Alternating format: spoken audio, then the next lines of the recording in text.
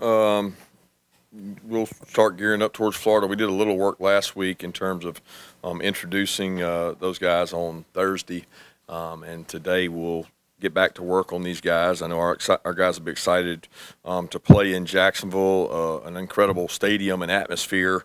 I know our players love playing in this neutral site game. It's just kind of different in terms of the start of it, the fans, the split crowd. It seems to be a momentum flow type game because team that has momentum is really at home for that moment, and then it goes back and forth. And it's been a game of momentum swings. A lot of respect for Billy. I always have liked Billy a lot. He does a really good job as a football coach, as a man, person.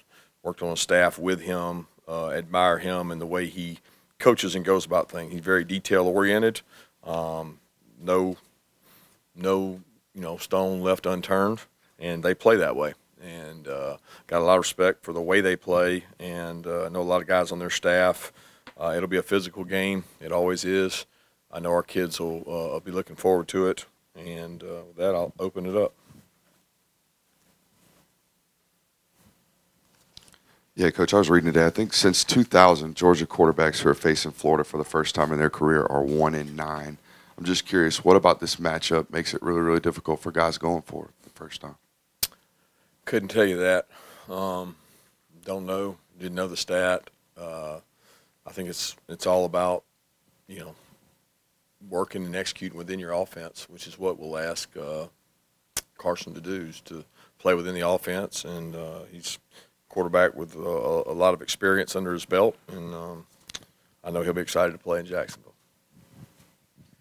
Kirby, to your left, their wide receiver Pearsall has more yards receiving than the next three guys combined. What makes him so effective when he gets the ball? Is it yards after catch? Is he just explosive in space? What makes him so elite? Well, I would say he's been available. Like he's been healthy and been very consistent for them. They've got some other guys that when you just look at stats, sometimes it can be misleading. They have guys who've missed games, so therefore they've missed opportunities to get stats. He's been very consistent. He's an explosive playmaker. He's tough.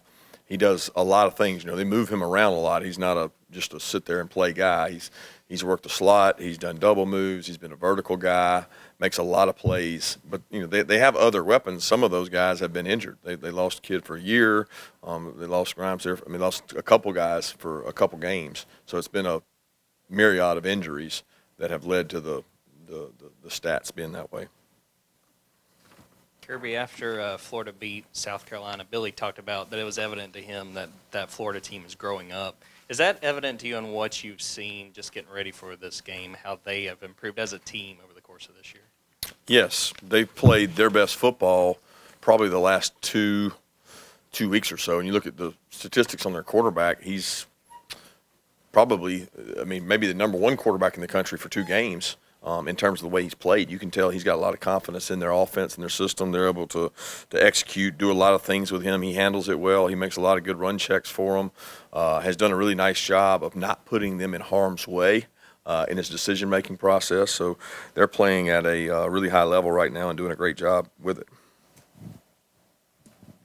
Coach, just wondering what you've seen from Oscar Delp in these 10 days or so of preparation, and has Brock been able to rejoin the team in any capacity so far physically?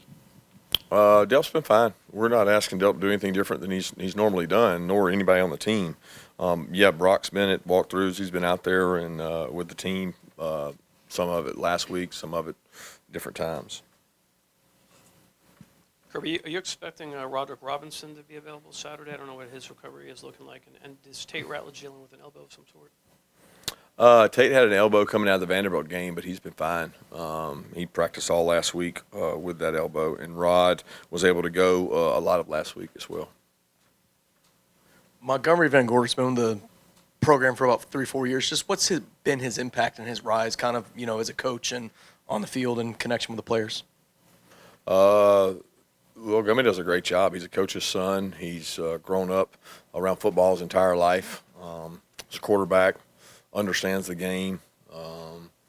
He does a nice job assisting our offensive staff, with weekly things. Coach Bobo puts him in charge of things. He takes those things very serious, and he'll be a good coach. Yeah, how are things looking for Amarius Mims and Xavier Truss as they both recover from their ankle injuries? Yeah, we'll find out a lot more today. They both were able to do some different things last week in the off week, and a lot of rehab, a lot of maintenance, a lot of getting back. But until I see them out there today, I probably wouldn't be a good judge to be able to tell.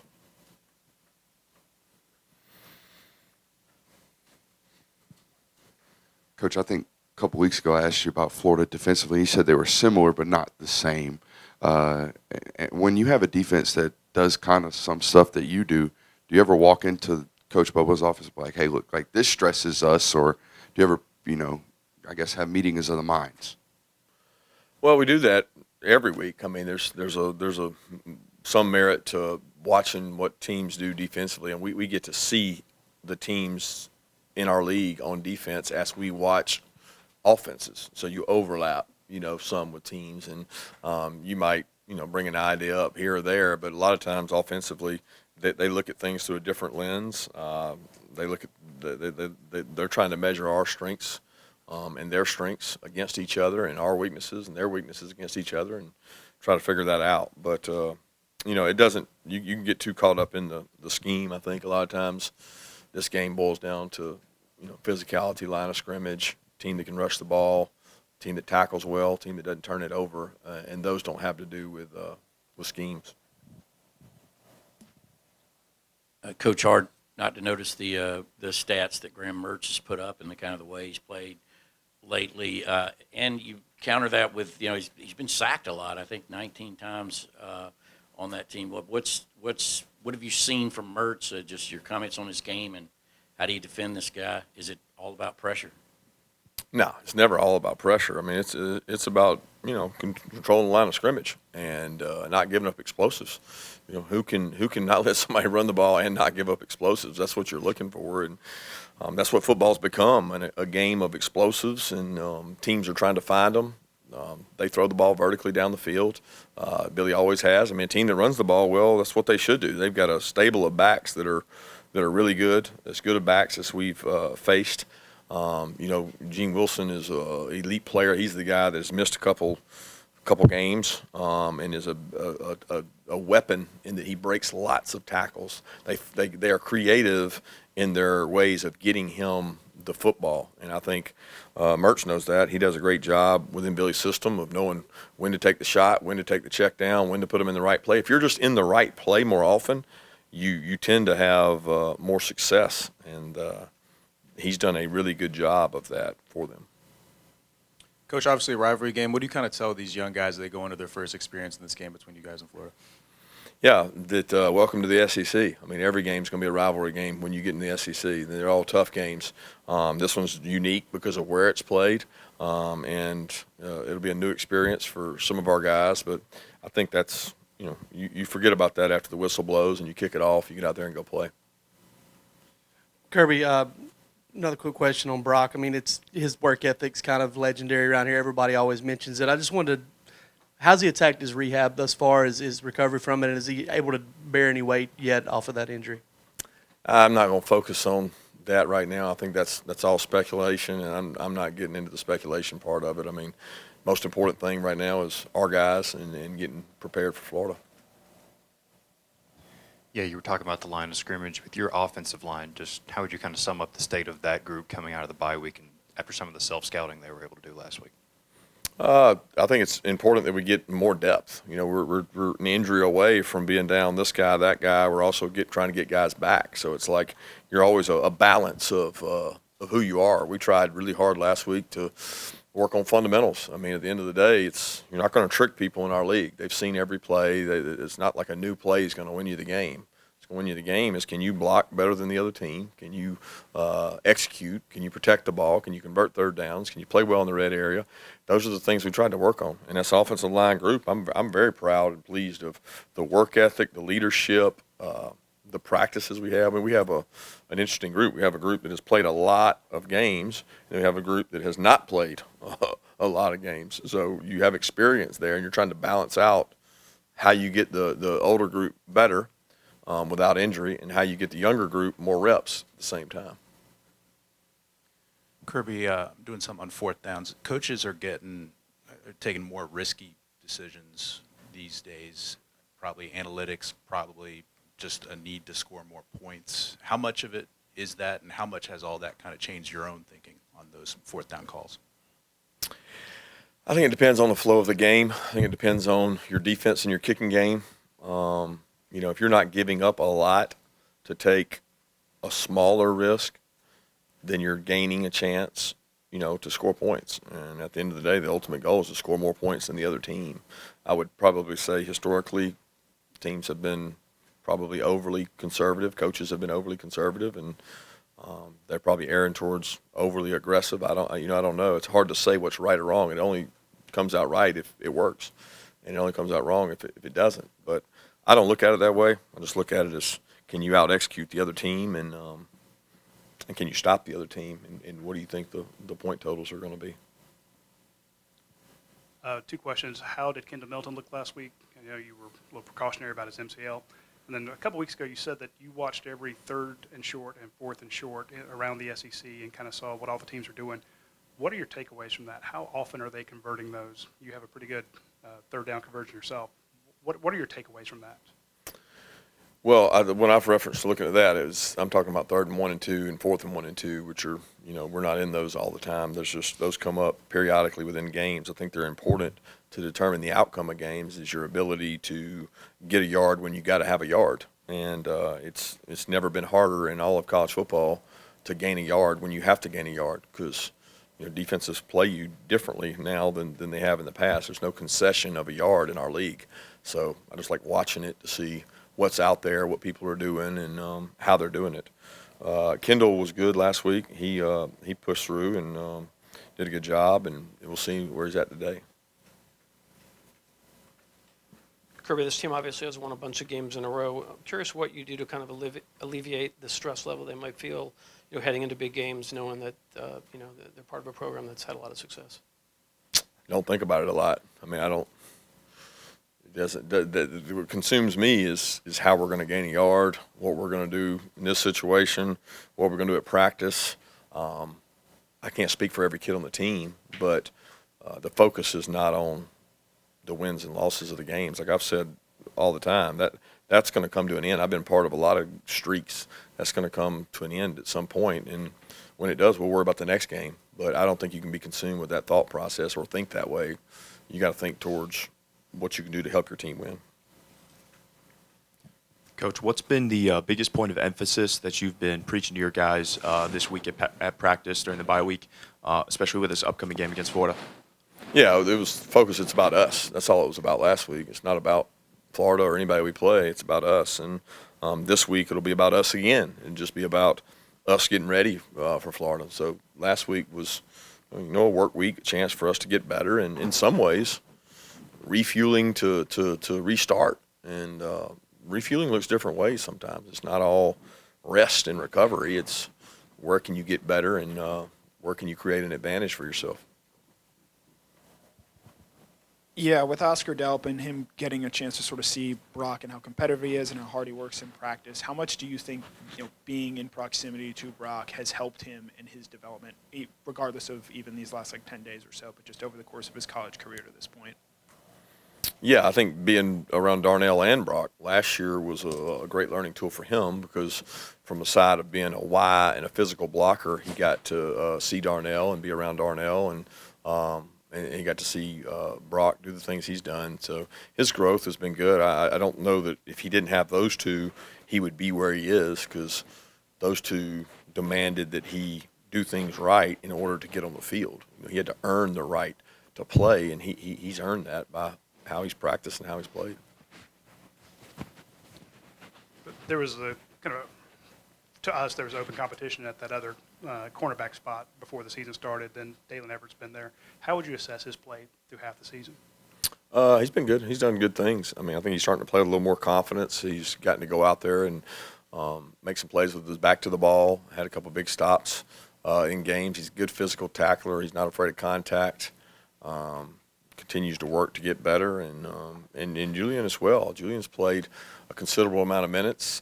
He's gotten a lot of work with Kamari, being up and down and having some injuries over there. He's he's gotten a lot of work in practice. So the two of those guys, I look at them as co-starters and continue to improve and get better.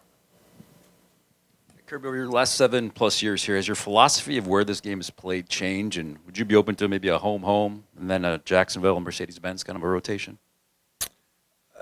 Don't really even think about it anymore. I mean, we are where we are, and that really has not even crossed my mind besides the off season when I get asked about it. I'm a lot more concerned with how we play than where we play.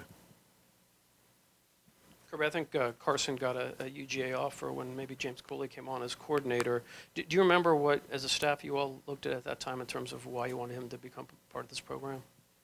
I don't remember the exact timing of it. I really don't. I would be misspoken if I did. I know that what we liked is his leadership. You know, he won a state championship in the toughest classification of Florida in a school in Jacksonville that has not had many teams win that level of competition. It was very impressive what he was able to do there at Mandarin in terms of leadership and being a quarterback at a high level and playing against some really good high school football teams. So to me, that was that, and the demeanor and approach that he has to the game was something that attracted us to him. But in terms of when that went about, I don't really recall.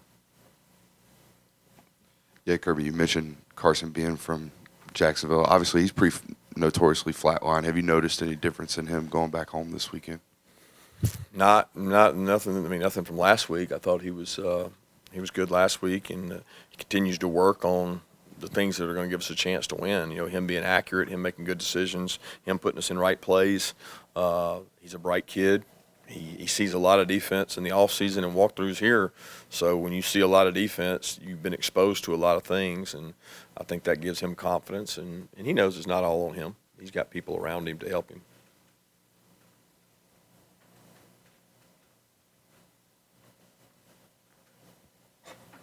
Earlier in the season, Peyton Woodring missed a couple field goals, but you stuck with him. You said that he had a chance to be really good. All of a sudden, he's hitting a lot. What changed? I don't know. I mean, it's like a hitter, man. You go out there, you can't get a base hit every single time. His mental approach has, I think, been better. I think creating a thought process of being a kicker. You know, he was a position player in high school, so he never had the thought process of sitting on the sideline and wondering, when am I going to go in? When am I going to kick? When's this going to happen? And there's a lot of thoughts that can go through your head during that time. And being a position player, he never had those thoughts. So this were his first football games of, you know, when am I going out there? One shot, one opportunity. I got to go make the most of it. And I think he's grown a little more accustomed to having to do that. And you know, he's had some help from people here in our organization, but he's had help from the kickers outside our building that kicked here at one time to help him as well. Time for 2 more questions. Yeah, obviously a few years ago, Marcus suffered a pretty bad injury in this game. From that point on, especially to what he has been able to do for you guys this season, how have you seen him grow and what he brings not just to this offense but to this team as a whole?